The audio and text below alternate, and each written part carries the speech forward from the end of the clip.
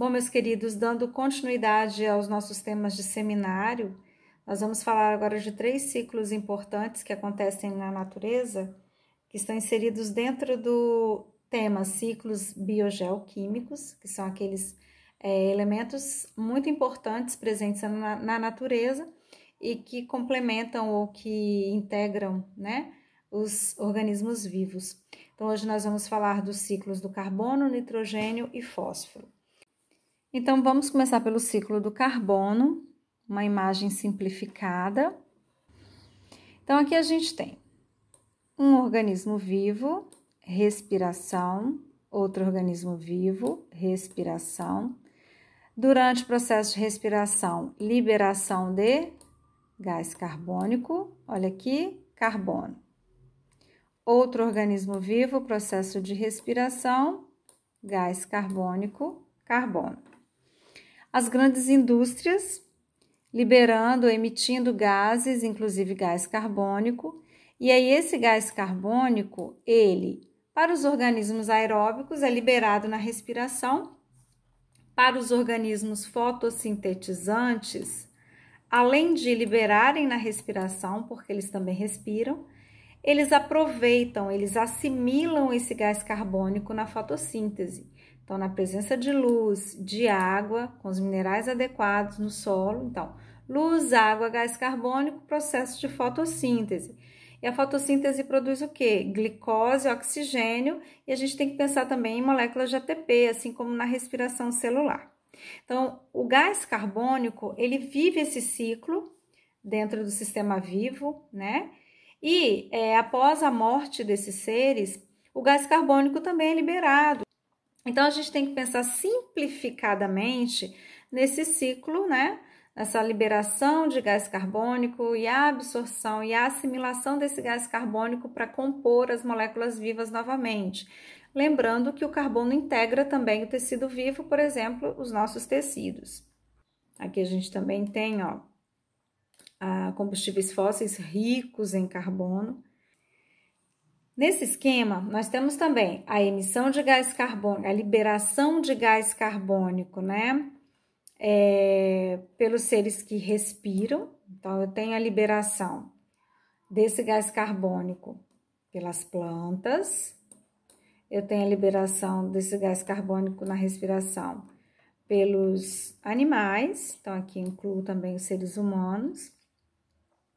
Mas, ao mesmo tempo, eu tenho a reinserção, o aproveitamento desse gás carbônico pelos seres fotossintetizantes, então aqui algas e vegetais superiores.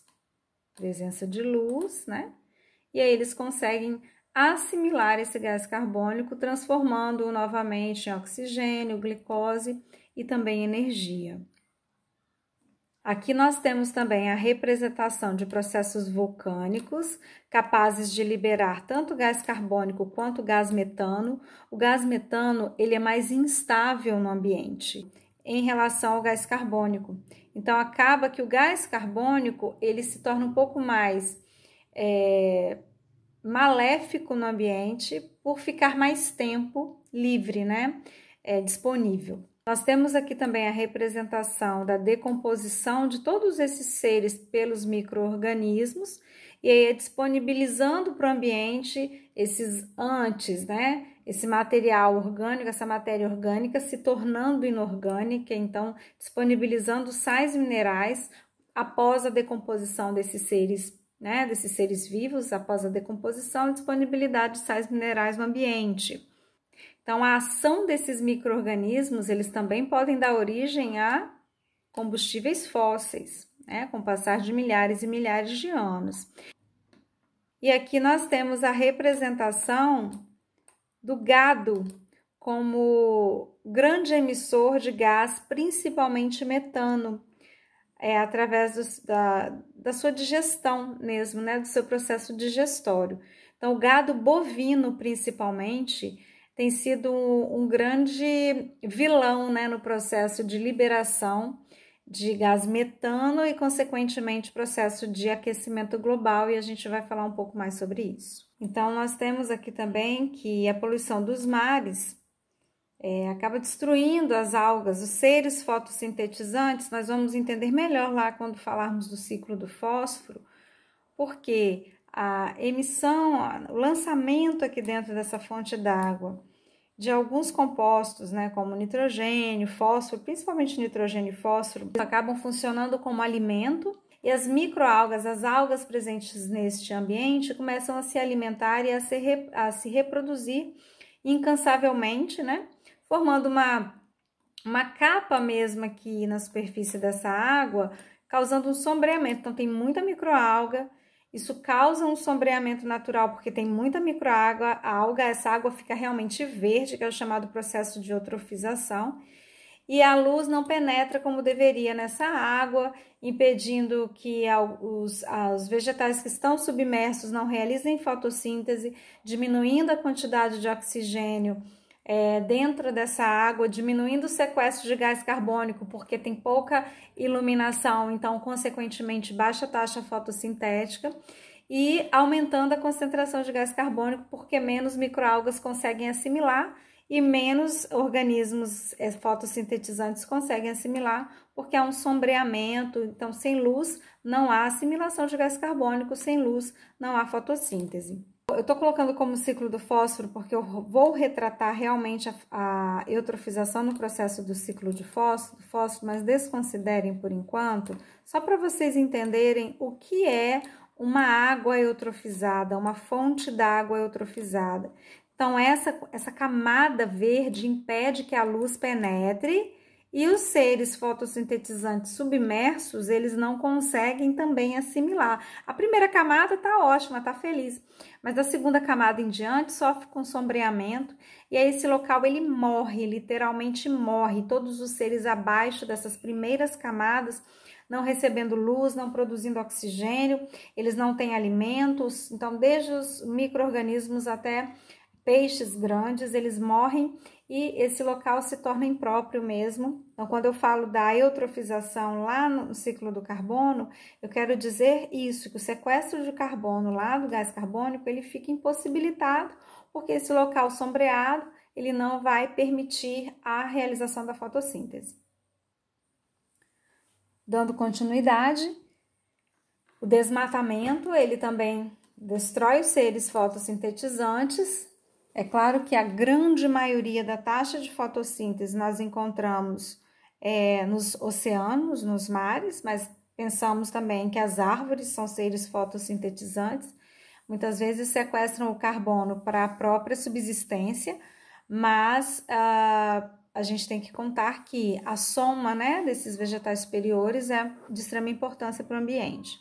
Então, a fotossíntese também diminuindo o sequestro de gás carbônico, porque tem menos árvores disponíveis para isso, e aumentando também a concentração de gás carbônico na atmosfera.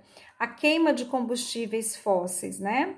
A retirada do petróleo, que constitui reserva de carbono, né? É relativamente mobilizada pela natureza por períodos de milhões de anos, transformando-a em gás carbônico. Então, aumenta a concentração de gás, que essa queima aumenta a concentração de gás carbônico também na atmosfera. Então, eu tinha um combustível fóssil, eu queimo esse combustível, eu disponibilizo gás carbônico para o ambiente. E a pecuária, né, que esses ruminantes, eles realmente liberam, né, o termo arrotam é feio, mas eles usam esse termo mesmo. Esse gás também é prejudicial, também está diretamente relacionado ao aquecimento global, aumento do efeito estufa, e por mais que ele seja instável em grande quantidade, tem se tornado um problema, inclusive porque o Brasil é líder em produção de gado bovino no mundo. Então, aqui nós temos um resumo de tudo, né? Poluição de fontes d'água, sombreamento, queimadas, retiradas de árvores, tudo isso, liberação de gases por indústrias, isso aumenta a quantidade de gás carbônico no ambiente, ou mesmo de metano, o que está diretamente relacionado ao aumento da temperatura do planeta. E esse acúmulo de carbono na atmosfera é um grande problema devido a esse aumento de temperatura no planeta e também a liberação por parte dos carros, a queima também de combustíveis fósseis. O que a gente tem realmente aqui é realmente um aumento de gás carbônico na natureza. Por quê? Porque eu tenho menos alga para assimilar esse gás carbônico, eu tenho menos árvores para assimilar esse gás carbônico. Os organismos que respiram e liberam gás carbônico continuam liberando em grande quantidade. Então, eu tenho realmente uma redução dessa fonte de combustíveis fósseis e liberação excessiva desse carbono para o ambiente. Eu tenho um aumento desse metano por causa do aumento do meu gado. E isso tudo contribui para o aquecimento do planeta.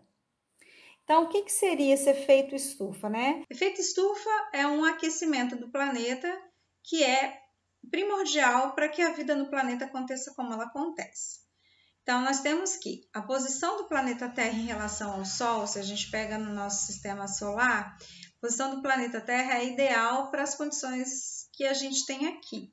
Então, nós somos o único planeta no nosso sistema solar que apresenta água nos 3 estados físicos, sólido, líquido e gasoso. Então, é o único até hoje descoberto no nosso sistema solar.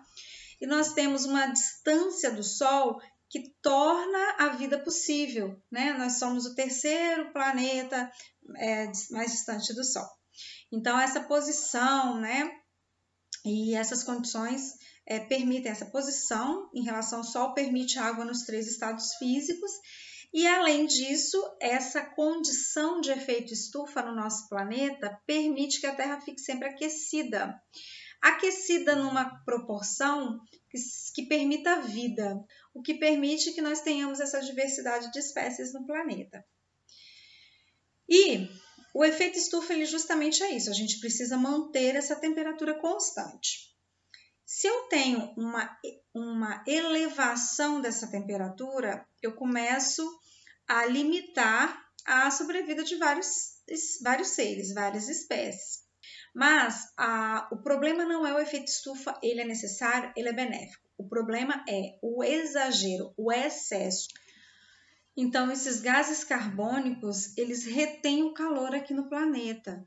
Então, eles fazem uma barreira mesmo de retenção de calor. A luz solar penetra, a luz solar já traz com ela um calor, então os raios solares já trazem junto um calor. E esse calor, muitas vezes, não se dissipa, não sai, né, dessa camada protetora do planeta, fica retido. Eu vou mostrar uma imagem para vocês entenderem melhor. Então, esse calor que deveria ter uma quantidade controlada, equilibrada para a manutenção da vida, ele acaba sendo exagerado. Então, o exagero do efeito estufa, então o exagero neste aquecimento que causa esse efeito que não é legal, que as pessoas chamam de aquecimento global. Uma linha de cientistas fala que é necessário isso, que de tantos em tantos anos de tantos em tantos milhares de anos isso tem que acontecer, mas outra linha de cientistas acha que realmente tem a ver com a ação humana.